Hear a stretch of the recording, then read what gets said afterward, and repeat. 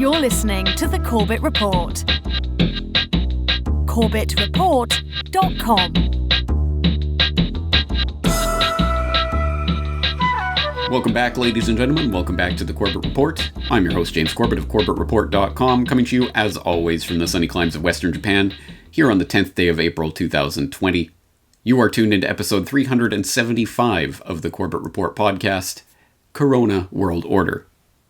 And today on the podcast, we have a relatively simple task. We're going to answer one question that I think has a very obvious answer. The question is this coronavirus pandemic freakout scare crisis a boon for the globalists? And I think the answer is quite obviously yes. Because if you have followed my work, you will know that what is happening right now is the culmination of almost everything that I have been talking and writing and warning about for the last 13 years, in terms of the centralization of power and control in the hands of a very few oligarchical elitists who are using a technocratic enslavement grid to impose a global worldwide tyranny, aka a new world order. But I find it fascinating that some people, not very many, but some, seem to get the exact opposite message out of the events that are taking place right now. So let's examine this question in a little bit more detail today, and we'll start by taking a look at some of the people who are making the case for the other side of the argument, the idea that this is not a boon for the globalists. And let's start with someone who has been an arch enemy of the globalists and the New World Order, at least from the controlled left-right paradigm side of things. We're talking about Pat Buchanan, who had an editorial up a few weeks ago that was posted at the American Conservative, "Will the Coronavirus Wipe Out the New World Order?" in which, somewhere down into the middle of the op-ed, he writes, "What does the future hold? It may one day be said that the coronavirus delivered the death blow to the New World Order, to a half-century of globalization, and to the era of interdependence of the world's great nations. Tourism, air travel, vacation cruises, international gatherings, and festivals are already shutting down. Travel bans between countries and continents are being imposed. Conventions, concerts, and sporting events are being cancelled. Will the Tokyo Olympics go forward? If they do, will the anticipated visitors from abroad come to Japan to enjoy the games? Spoiler, no. Trump has issued a 1-month travel ban on Europe. Obviously this is outdated, but you get the idea. As for the open borders crowd, do Democrats still believe that breaking into our country should no longer be a crime and that immigrants arriving illegally should be given free health care? A proposition to which all the Democratic debaters raised their hands?" And he goes on to make various points citing supply chain insecurities and other things before concluding, "Which rings truer today? We are all part of mankind, all citizens of the world? Or that it's time to put America and Americans first?" All right, well, I have many things to say about that take, that analysis of the events as they're playing out, or at least as they were playing out a few weeks ago, when the crisis was at a very different stage, as you can tell from some of the things he's citing there. But it's important to note that, of course, it's not just Pat Buchanan making this argument. This has been put forward in a number of different venues by a number of different people, like, for example, John Pfeffer, who at Common Dreams was asking, will the coronavirus kill globalization? And after some hemming and hawing and back and forth, he does say the coronavirus by itself will not put an end to this most recent wave of globalization, but like the flu pandemic of 1918, it could contribute to a trend of greater fragmentation, or by serving as a reminder of how the health of humanity has been mutually dependent across borders for millennia, the latest outbreak could prompt a rethinking of how the world works together. Well, I think that's somewhat slightly closer to the point, i.e., yes, I mean, certainly the status quo has been derailed and disrupted, but that doesn't exactly mean that the overarching trend of globalization itself has been undermined. But again, there are other pundits, including more or less mainstream pundits, that have their hot takes on the idea that globalization is in fact being reversed under this new Corona world order. Hello there, I'm Shuli Ghosh. Even before the new coronavirus outbreak, global trade was slowing down, and the spread of COVID-19 is making things worse, denting demand for goods and making production more difficult. Add in protectionist policies and trade wars, and some are arguing that globalization is moving into reverse gear. Yeah, the idea that globalization has been derailed, or even that a death blow has been dealt to the New World Order as a result of this coronavirus disruption, is not altogether uncommon. A number of people have come to that conclusion, but I still feel that it is a false conclusion. It is true insofar as it goes, but that doesn't go very far. Yes, there certainly has been a disruption of business as usual. Global trade and what have you has come to a grinding halt, so clearly there are problems with the world order as it has existed.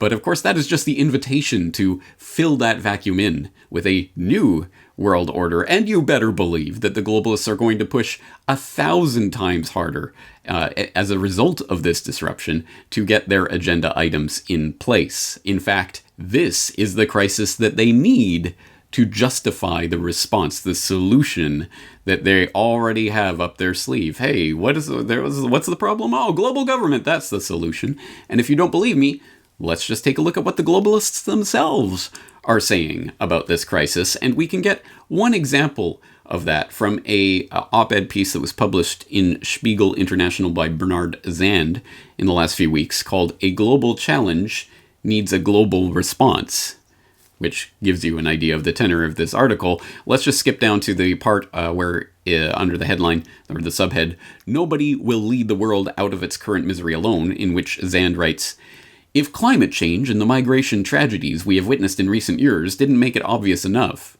COVID-19 is demonstrating it day in and day out. In crises like this one, some form of global government is needed, as premature and incomplete as it might end up being, given the pressures created by the unending slew of bad news. Such crises require communication and cooperation far beyond national borders and even continental shores. Instead, though, we are seeing political and economic spheres of influence moving toward isolation. Nobody will be able to lead the world out of its current misery alone. Not China, which felt a couple of days ago that it was seeing an end to the health crisis, only now to be fearful of the economic waves crashing over the globe. Not the US, whose president assured his people just a few days ago that the country was well prepared, and who is now mobilizing hundreds of billions of dollars to ward off the worst of it. And not Europe either, which is closing national borders one country at a time and seems to be forgetting its neighbors. Social distancing is the medical solution to the spread of the virus. But in global politics, we need quite the opposite." End quote. And that, I think, is a pretty stark assessment of the situation from the globalists' point of view. Oh yes, social distancing and keeping people apart is very important at the individual level, keeping individuals from ever coming together, ever forming some sort of groups that can take action together, or even assembling or demonstrating anything of that sort. Of course, the point is to keep people apart at that level. But on the global, international level, this is just going to bring people together even closer, nations and organizations at any rate. So that is the fail-forward take, the fail-forward approach that the globalists are taking to this. The crisis, of course, is just more fodder for the idea that we need a global government. And once again, we can take this straight from the horse's mouth. In this case, of course, the horse being ex-UK Prime Minister Gordon Brown. Yes, the same Gordon Brown who, back during the 2008 financial crisis, used the April 2009 gathering of the G20 in London to call for a new world order to save the Earth. I think a new world order is emerging, and with it the foundations of a new and progressive era of international cooperation. We have resolved that from today we will together manage the process of globalization to secure responsibility from all and fairness to all. And we've agreed that in doing so, we will build a more sustainable and more open and a fairer global society. Yes, that Gordon Brown. So what is Mr. New World Order to Save the Earth saying about this crisis? Any guesses? Oh, that's right. Well, you can find out for yourself through something like a letter to G20 governments, which I'll include in the show notes, which is co-signed by Gordon Brown and a whole gaggle of globalists that advocates tens of billions of dollars in emergency spending going to international health organizations like the WHO under the management of something called the Global Preparedness Monitoring Board, which in case you haven't heard of it, was set up by the UN Secretary General's Global Health Crises Task Force in 2017 and co-convened by the World Health Organization and the World Bank Group in May of 2018.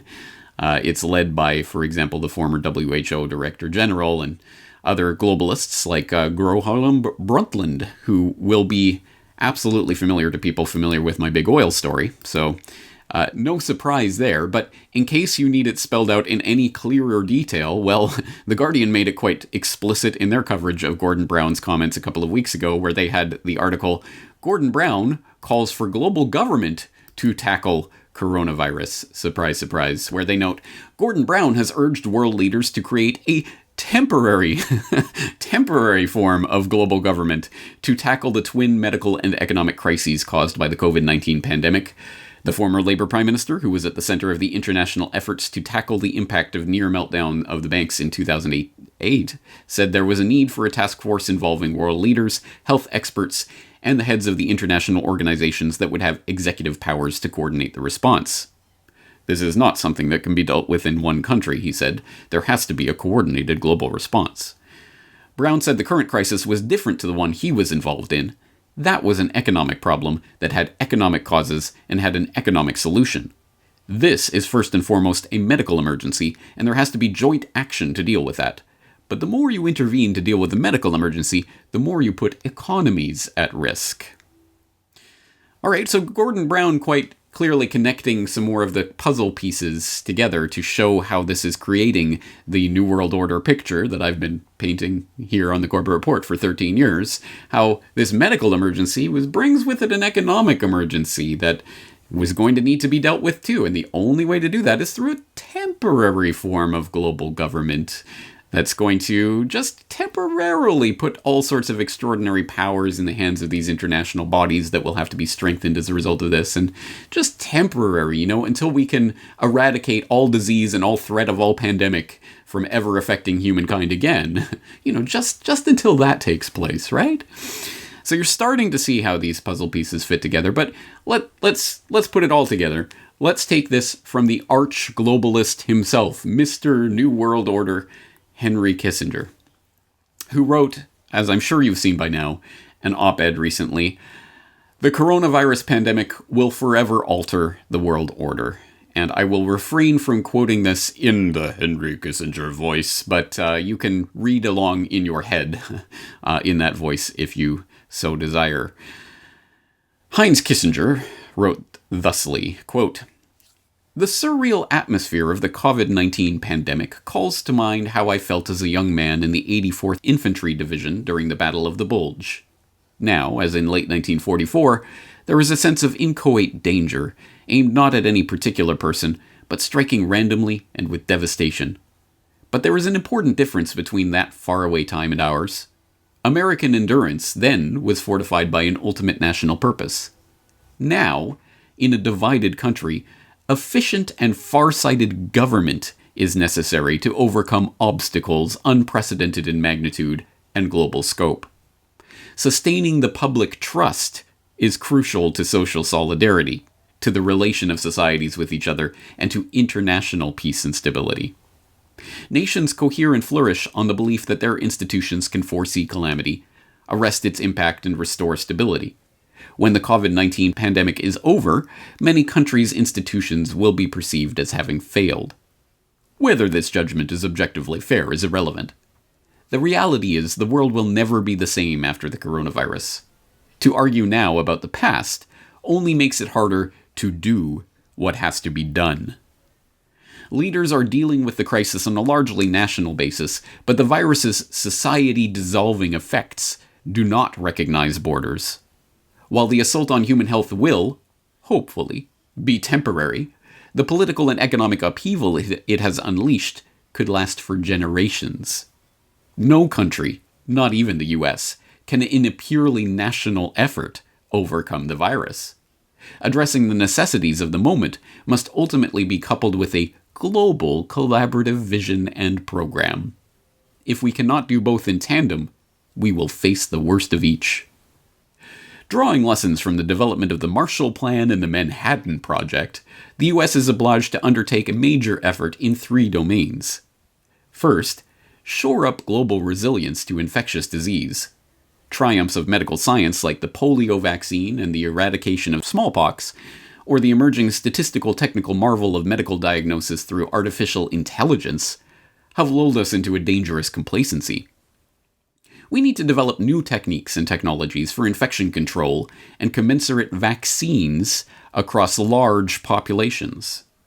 Cities, states, and regions must consistently prepare to protect their people from pandemics through stockpiling, cooperative planning, and exploration at the frontiers of science.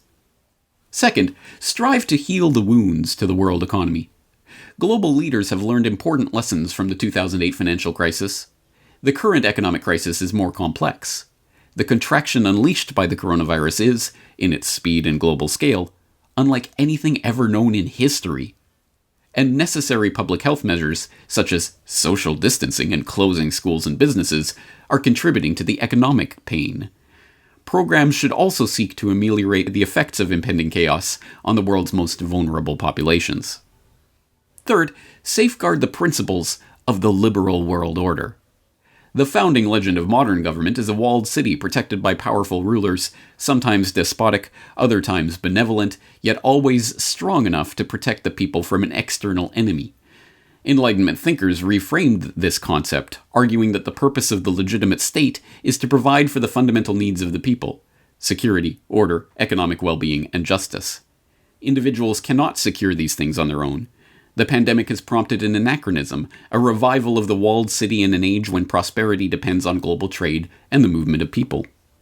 The world's democracies need to defend and sustain their Enlightenment values. A global retreat from balancing power with legitimacy will cause the social contract to disintegrate both domestically and internationally. Yet, this millennial issue of legitimacy and power cannot be settled simultaneously with the effort to overcome the COVID-19 plague. Restraint is necessary on all sides, in both domestic politics and international diplomacy. Priorities must be established. We went on from the Battle of the Bulge into a world of growing prosperity and enhanced human dignity. Now we live in an epochal period. The historic challenge for leaders is to manage the crisis while building the future. Failure could set the world on fire. End quote. Well, there you have it. Heinz Kissinger certainly is not disheartened by what he's seeing, although, of course, it's a little bit of hand-wringing. Oh, can we save the liberal world order? Well, here's my ideas. Let's go all the way with the New World Order, which, again, is precisely the point of crises like this. The establishment status quo business as usual was never going to take us to the next stage of the development of this new world order, the Corona world order. No, it takes a crisis to bring us to that point, and this is the crisis that they're going to push. Now, for what it's worth, I'll put it on record. Pat Buchanan is not convinced by this, and he has responded to Kissinger's editorial with his own article. Kissinger still pushing the myth of a happy New World Order, and he says basically, well, poo-poo to Kissinger. He's just trying to keep onto his dream, but we all see that it's failing. He doesn't really provide much substance. But I think what is happening here is there is a fundamental misunderstanding of what the globalist ideology is, what it is aiming at, what it is seeking to accomplish, what this new world order that globalists like Henry Kissinger are constantly talking about. And if that failure to understand what it is the globalists are actually trying to do means that we fail to understand when they are actually achieving their goals, when this is in fact a huge boon for their agenda, as it really stands, not the public face of the agenda. Because yes, the public face of the globalist agenda is just open borders and free trade with all and all of that kind of rhetoric that they use to describe what it is they want. But that has never, ever been what they actually want. People are viewing this from the controlled left-right political paradigm as if there's the liberal world order of the New World Order globalists on the left, and then there's the nationalists on the right, and their opposed ideologies. When really, The issue that is being debated here is authoritarian top-down control versus individuals. And that is really the paradigm that is operative here. And you will see that both sides of the controlled left-right paradigm are all the way up on the authoritarian side of the spectrum. It's a national government has to take these precautions, or an international government. But at any rate, we need a strong governmental force to crack down on everyone. And when we start to understand what this agenda is really about, which is total and complete control over every aspect of every human being on the planet, their movement, their actions, their activities, their transactions, their interactions with people, down to the individual level, the complete and utter control of your life in every regard, well, guess what? That is being enabled on the back of this pandemic scare. So, the easiest and most obvious, most straightforward way of understanding that is to see, of course, the boon to the international organizations that deal with crises like this one. Specifically in this case, since it is supposedly a medical emergency, it is the medical global institutions which are going to get a gigantic shot in the arm, pun intended, with regards to this crisis. Of course, the WHO, but also Gavi and CEPI and Johns Hopkins and Bill and Melinda Gates and the World Economic Forum, which of course is also in that Event 201 mix. And if you don't know about Gavi and CEPI and organizations like this, then that speaks to an innocence which we all partook in to some extent just those few short weeks ago, which was basically a lifetime ago, when we thought such organizations were not going to be central determinants in the future course of our lives. But now that they are, I will put some links in the show notes so you can start learning about some of these organizations and the way that they are going to use this to, of course, invade your body. Because your body is not yours in the event of a pandemic. Your body is the state's. Whether that's a national government or a global government, at any rate, the government gets to tell you what to do with your body and what you cannot do with your body, including where you can go and what you can or cannot or must not put into your body, like the vaccine, which we all know is coming. So I think that's quite obvious. I don't think that even needs any elaboration, that this is a gigantic boost to all of those globalist health institutions. And as a knock-on, of course, all of the economic infrastructure and the World Bank and IMF that are, of course, being raised as part of the problem that has been generated by this crisis, that has been generated by the governments that have shut down the global economy in order to deal with this medical emergency.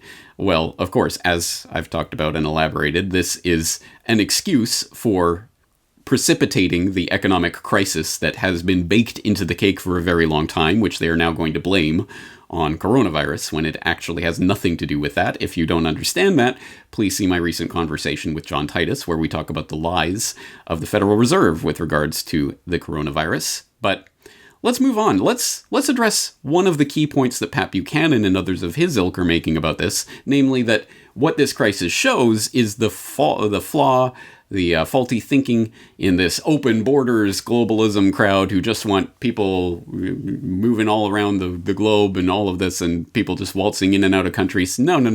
Now people understand we need to tighten down the borders. We need to close them off. And now we need to really... Oh, don't worry, guys. That's exactly what is going to happen, because that is exactly what the globalist agenda has been all along. You're going to get your borders, but it's going to be not quite the borders you were thinking it was going to be. It's going to be 1,000,000 times more difficult to travel between borders as a result of this crisis. And again, that is intentional, because every human being on the planet is tax cattle on the tax plantation, and you will be forced into your little patch of ground that you claim is your own, although you pay taxes on it, so you don't really actually even own it.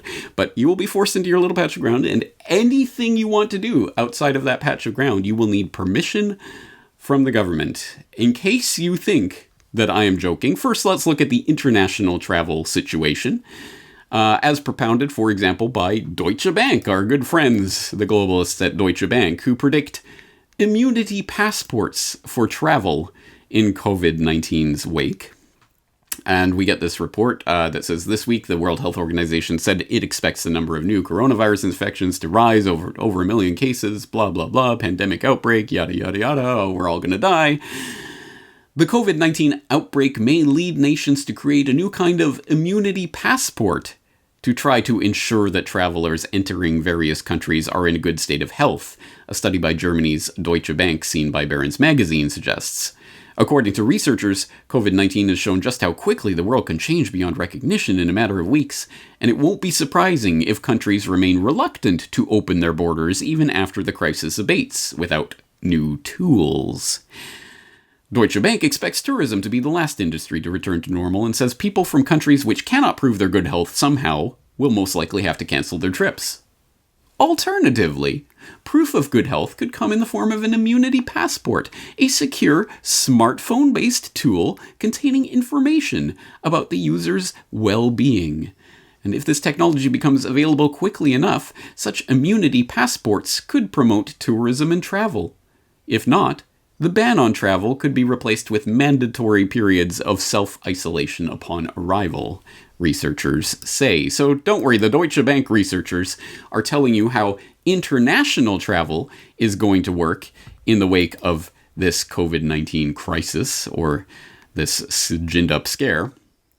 And it's going to involve immunity passports, smartphone-based immunity passports that'll say whether or not you're sick or suspected of being sick or have been in contact with someone in recent times who has later tested positive. But how would they know that? Oh, I guess they'd have to set up a system for tracking the movements of every single person on the planet, at least for a few weeks during the incubation period of this or any other virus that people might contract, so that they could then go back and retroactively trace all of your travels and make sure you haven't come in contact with anyone who has had a disease. So how would they do that unless they were collecting all of the information on everybody who's moving around everywhere at all times? Oh wait, they are doing that. And yes, now they're coming out and admitting it on the basis of this coronavirus scare, of course, because again, this is the shot in the arm for every globalist agenda. So it is also a shot in the arm for the complete and total Orwellian surveillance of everything you do and everywhere you go,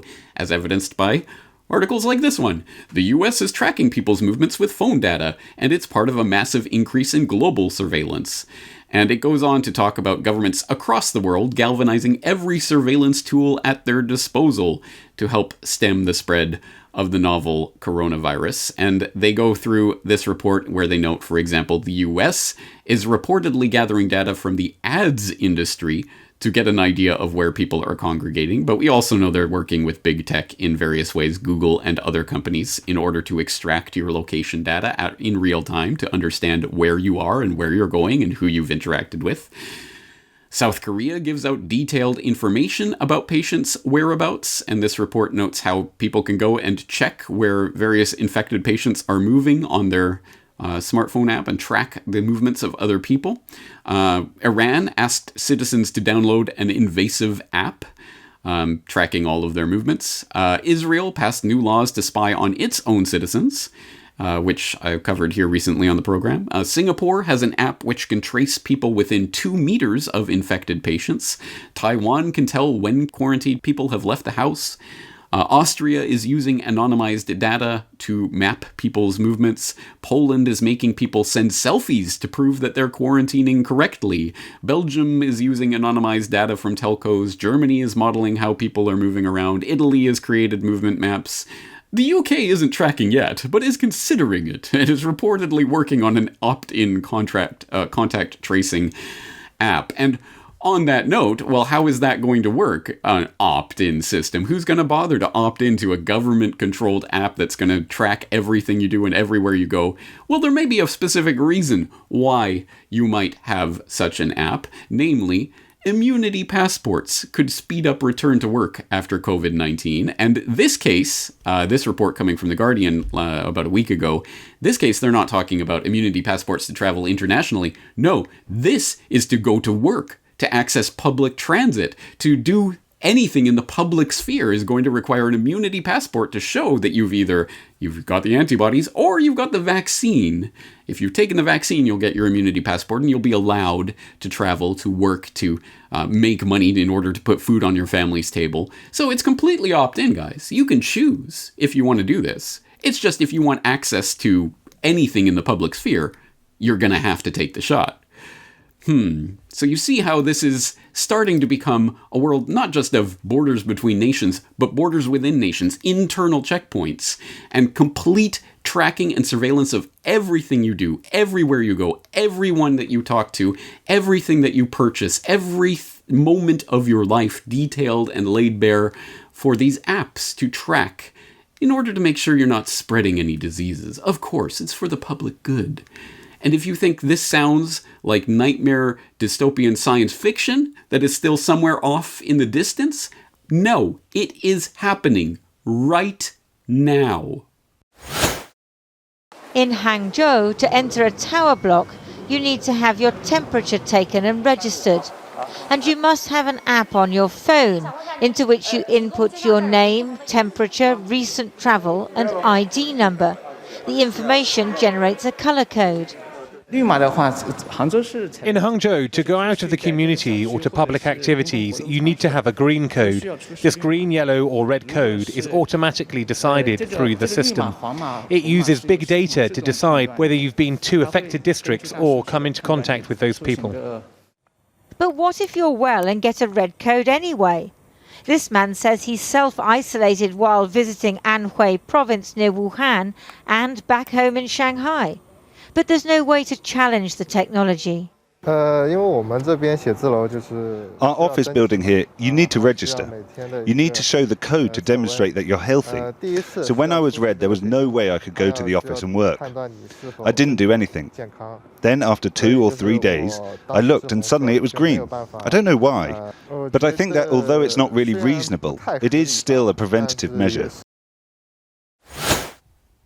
Yes, this is happening in the very model for the New World Order system as described by Rockefeller and others, George Soros and others who have described China as the heart or the engine of the New World Order on numerous occasions.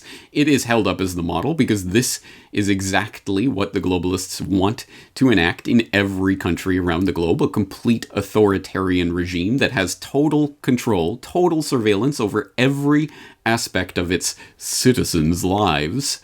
That is the end goal, as I've described in great detail in my work over and over and over. Most recently, in the recent edition of this podcast on Globalization is Dead, Long Live the New World Order, where I described, yes, China and these other boogeymen that have been erected by the globalists to be the boogeymen of the 21st century are, of course, not actually going against the globalist system. They are all in on the globalist system, and they are pioneering and spearheading the technologies of enslavement that are coming to us all, including now, based on this coronavirus scare, of course, the apps that are tracking and tracing every movement of every citizen and assigning them a color code, a social credit type score. Green, yellow, or red. Can you enter this area or not? Can you leave your house or not? Let's ask the app. The app will tell us, and we don't really know how it's making this decision, but anyway, if the government's doing it, it must be for the good. Because if I say anything other than that, I will be rounded up in the middle of the night. And they'll just say, oh, he had a red score on his QR code thing, and he tried to leave the house, so we had to take him away for his own good.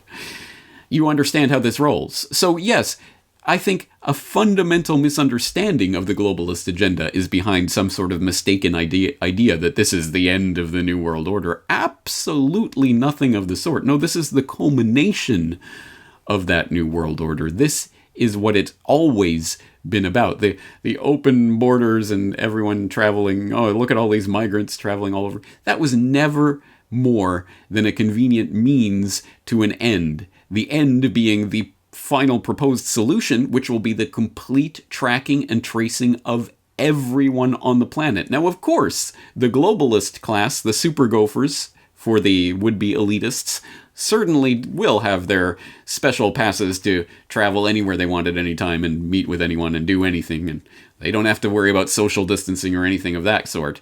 But for the plebs, for the people at the bottom lung. Bottom lung. What an interesting Freudian slip in this era. Bottom rung of the New World Order power pyramid. You better believe you do not get to travel freely. You will never get to travel freely again in your life. The borders are there. They're not international borders. They will be borders that will be drawn around your community as need be, and you will be trapped in by them. Unless you have your immunity passport and all of your social credit in good standing, of course. You are a good citizen, aren't you?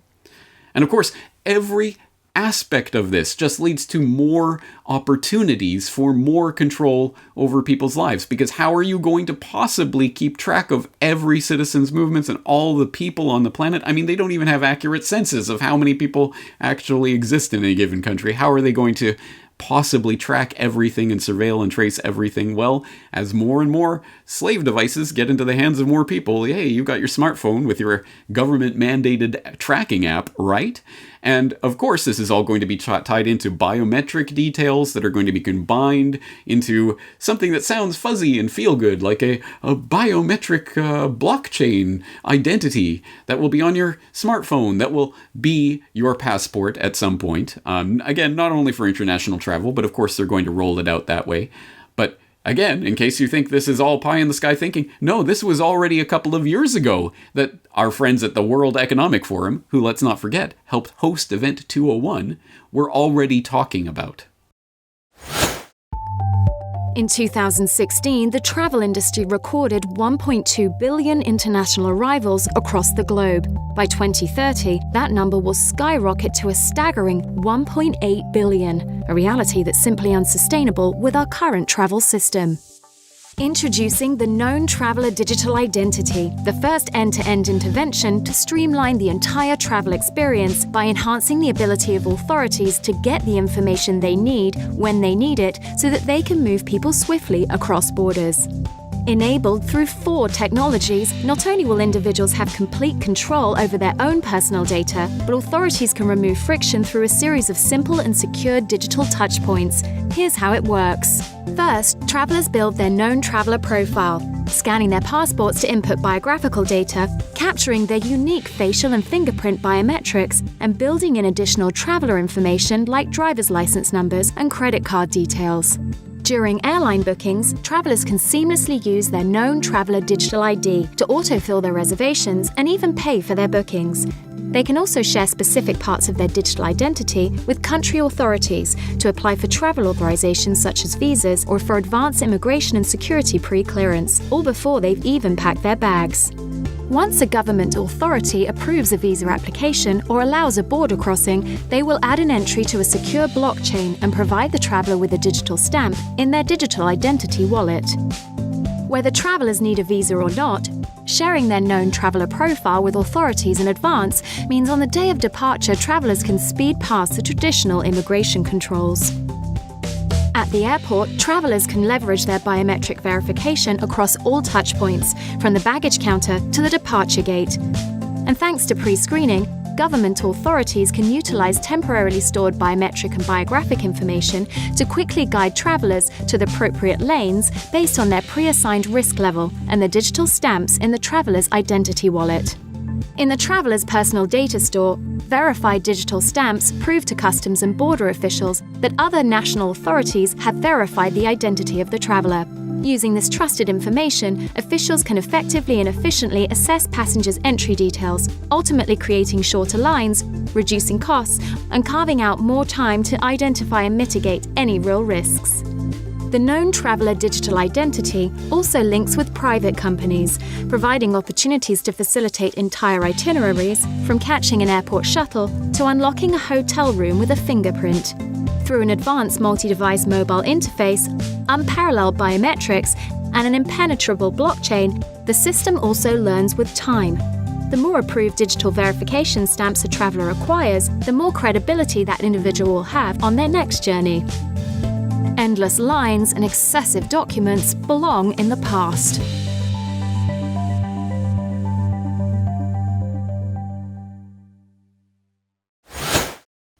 Yes, in this age of pandemic panic and the resulting digital identity solutions that we're going to need in order to manage and track the movements of every citizen on the planet, I've seen a lot of people raising in that connection the ID 2020 specter and the digital ID movement that is being sponsored by Microsoft and Gavi and Accenture, which certainly does deserve your attention, but I've seen a lot of people talking about that. What I have not seen people talking about is the World Economic Forum's known traveler digital identity, and we have an update on that from just about a week ago.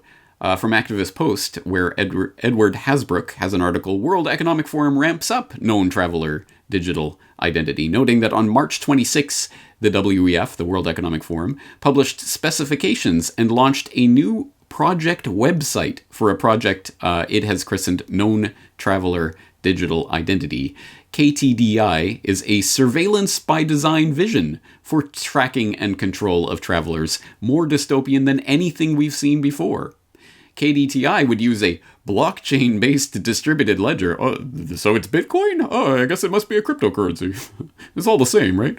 To bind together, through an app or a traveler's mobile device, all of the following data. Biometrics, initially facial images, possibly also fingerprints, etc. Government-issued ID credentials, passport number, etc. Travel history, including logs of border crossings, hotel stays, and possibly also car rentals and or other events.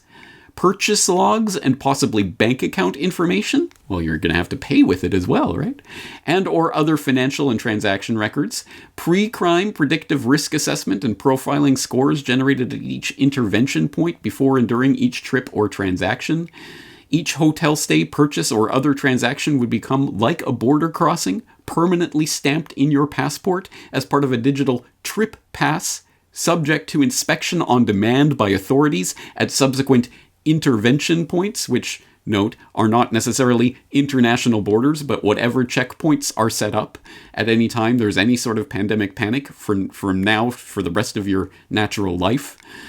All of this data is intended to be used to discriminate between travelers whose ID-linked pre-crime profiles are scored as high risk or low risk. And make no mistake about that. That is exactly what this is. This is essentially pre-crime of some sort that will be used and, of course, abused by authorities to against anyone that they want at any time. Oh, our secret algorithm says that you've been in contact with someone who has tested positive for something, so you're going to have to quarantine. Oh, we're just going to have to throw you in a confined room. But don't worry, you're not under arrest, but you cannot leave your room. And we will have literal drones policing and patrolling the skies to make sure that people are abiding by their quarantines, and literal robots on the streets to enforce these quarantines. None of this is being made up. Of course you know about the drones that are being deployed by police forces all over the world now to help enforce these quarantines and lockdown orders. But maybe you haven't seen the robot in Tunisia that is now helping to police the streets during these lockdown and curfew orders. And of course, this will be tied into your known traveler digital identity, which will include all of this information, including your financial information, because of course, this also all ties into the economic control grid, which, as we talked about in the previous edition of this podcast, episode 374 on the Greatest Depression, this is all going to be tied to your bank account, ultimately, which of course will be a digital dollars account that will be tied to your Federal Reserve Bank, member bank, through which the Fed will be able to deposit your UBI, ... assuming that you have the proper social credit score criteria met and that you've taken your shots and all of that. I mean, every aspect of this agenda links together, and it is absolutely, in every way, pedal to the metal, 100%. 200%, the globalist agenda. Check, check, check. Complete and total lockdown of all of your economic activity based on your ability to transact with other people. Check. Your complete lockdown of your physical movements and interactions, down to not just the international border level, but internal borders, wherever and whenever they get erected.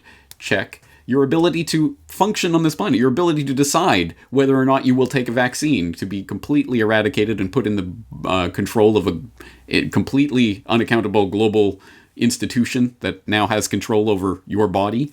Check. Absolutely everything the globalists want, which is control over every activity, every transaction, every interaction that you ever have, is getting a gigantic boost as a result of this generated crisis. So that's the position that we find ourselves in, quite the contrary of those who are arguing that this is, the end of the New World Order. Oh yeah, they're never going to be able to recover from this. I cannot fathom how anyone could believe that. This is everything that the globalists want, and they are moving on every front simultaneously. So once we identify the real problem, which is centralization of power in the hands of fewer and fewer, the centralization of power and authority, the centralization of control, the centralization of information about you and your life in the hands of these big data companies that will, of course, be cooperating with the governments around the world that will cooperating with each other in this unified system. Centralization of power, centralization of control, centralization of information. The only alternative, the only way to counteract this agenda is through its exact opposite, decentralization. This is, of course, not news to anyone who has been following my work in the last several years, where I've talked at length and repeatedly about decentralization, decentralization of political power, decentralization of economic power, decentralization of food production and energy production, and every other form of decentralization that is even conceivable has to be pursued in every way possible. And the way that that is accomplished is through counter-economics. And I know that is a new term for some people. If so, I would suggest that you look back through my archives on my discussions about agorism and counter-economics in the context of Samuel E. Konkin III. I will put a link into SEK3's work on this subject of counter-economics for those who are encountering it for the first time. But this is the idea that you will have to participate in gray or even black markets if you are going to be a bad citizen of this new global order, because you are going to be put in a position, it may not be today, it may not be tomorrow, but it is coming. You will be put in a position where you will be forced to do X, Y, or Z, or not to do X, Y, or Z in order to maintain your position in the economy and to lawfully and legally transact with others with your digital dollars wallet. If you do not engage in counter-economic activity that is not only not sanctioned by the state, but in some cases explicitly forbidden by the state, and if you do not expand the networks that will be necessary to facilitate those types of actions right now, you certainly will not have them further down the road when you desperately need them in order to feed yourself and your family. This is not a joke. This is not a drill. This is not a test. This is the game for all the marbles. It is happening now. And there are pockets of resistance and people who are at least putting together the types of communities that will be necessary to fight this in the future and to create these spaces for counter-economic activity. That is the only possible hope here, although it is admittedly a slim hope at this point, but it is the only way to counteract this agenda. So, having said that, you may want to turn to my recent conversation with Derek Brose of the Conscious Resistance Network at theconsciousresistance.com, where we talked at length about this idea of counter-economic activity and the formation of freedom cells and community organizations to try to form the counter-economic communities that will be the only pockets of resistance to this agenda.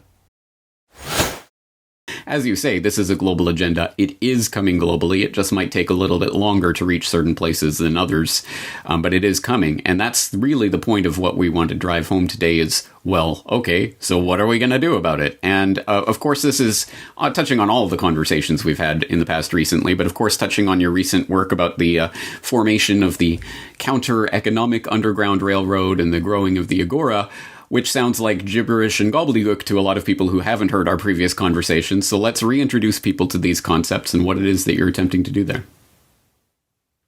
Yeah, absolutely. So again, for anybody who's just saw the book James is holding, you can download it for free at consciousresistance.com/how-to. I think most relative to this conversation and to our time right now is part 2 of the book, which deals with, as you said, James, the counter-economic Underground Railroad, or simply the modern Underground Railroad. And what I describe in the book, it was more specifically related to the technocracy, and we're seeing the technocracy advance in response to this pandemic, panic, whatever you want to call it. They're propelling 5G forward. They're pushing CDC surveillance powers and all this kind of stuff we all know about. So we knew this thing was coming. I didn't know a pandemic was going to help speed it up, but I definitely felt that it was right behind us. And in the U.S., for those who haven't been paying attention, within the next year, you were already going to have to submit to facial recognition in order to fly domestically. I mean, these are realities are becoming, normal increasingly every day. So what do we do about it? Well, for me, the idea.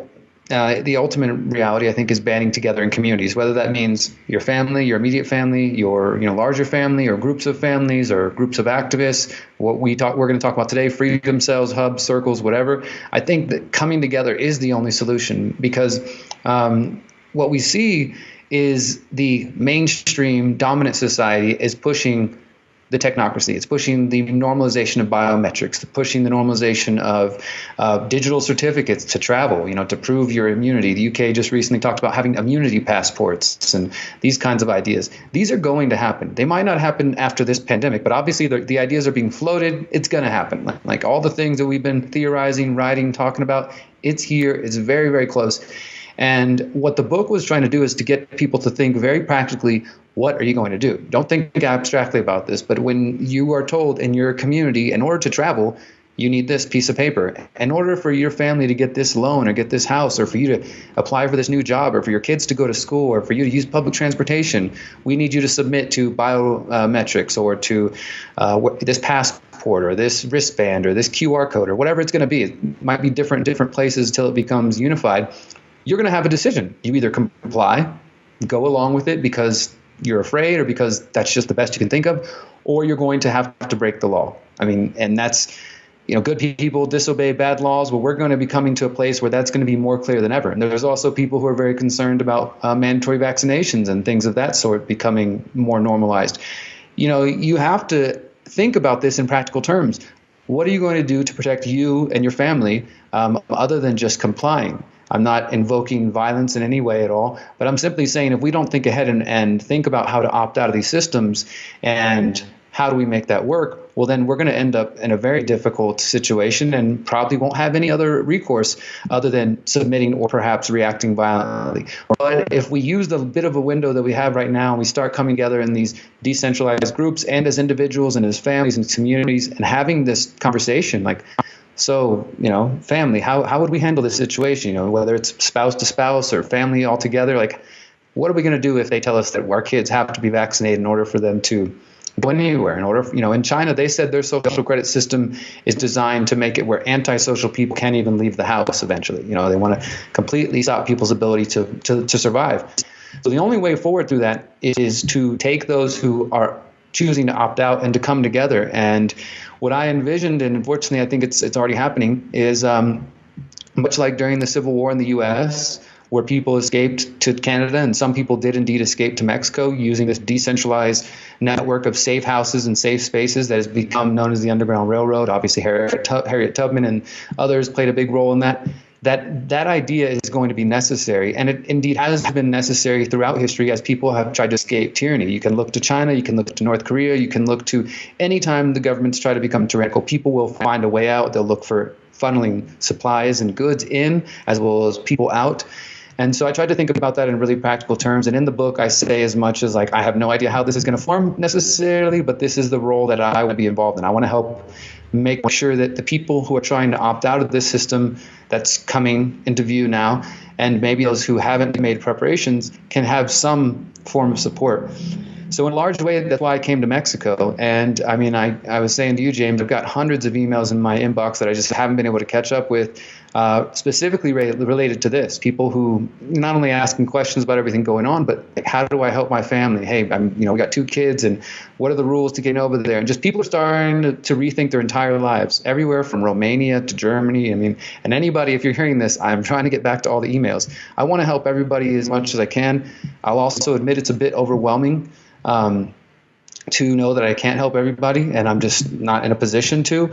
But the whole goal is to, whether that means from the US to Mexico, or if you're in the UK listening and somewhere near you is a little safer than being in London, in establishing these safe spaces for people who are trying to get out and get away to places that might be less restrictive, might be more free, and coming together as free people. Because, if we stay separated and spread throughout the world and taking on these tyrannies alone, I don't see very much good coming out of that. There's only so much we can do. And James, as you know, people in our circles are being demonetized every day and being taken down from these platforms. And the masses don't apparently want to go to BitChute and go to the other places or visit our website. So sooner or later, as far as they're concerned, we're going to disappear. And we will not be reaching the hundreds of thousands or millions of people, and it'll be very, very difficult. So, so the Underground Railroad is basically my attempt, the counter-economic Underground Railroad. And that term, counter-economic, for those who haven't seen our previous conversations, it essentially just means the economy, the mainstream economy, the status economy is that, taxable. They keep track of your income, all that sort of mainstream, you're paying taxes and all of that. The counter economy is the economy that opposes that, is outside of that, the informal economy, the black market, the gray market. And Samuel Konkin, who put these ideas forward, he was mainly focused on economics, but I also think that we should start thinking in terms of the food production system, the healthcare system, all the systems that have become under control of this technocracy, of these corporate and governmental elite. We need to think of how we survive without those systems.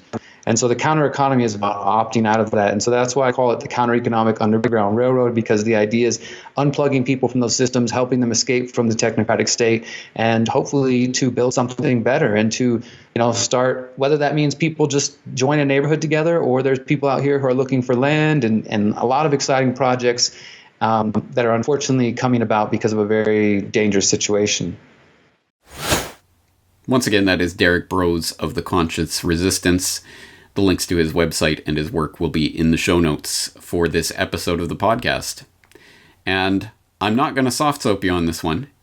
We are facing an uphill battle, to say the least. There is absolutely no guarantee that victory will occur in this battle against the forces that are seeking to control every aspect of your life. In fact, it is almost guaranteed that things are going to get much, much worse before they can ever possibly hope to get better. And that is a frightening prospect, considering how bad things already are, with over half of humanity now on some form of lockdown, curfew, social isolation, self-quarantine order, or request.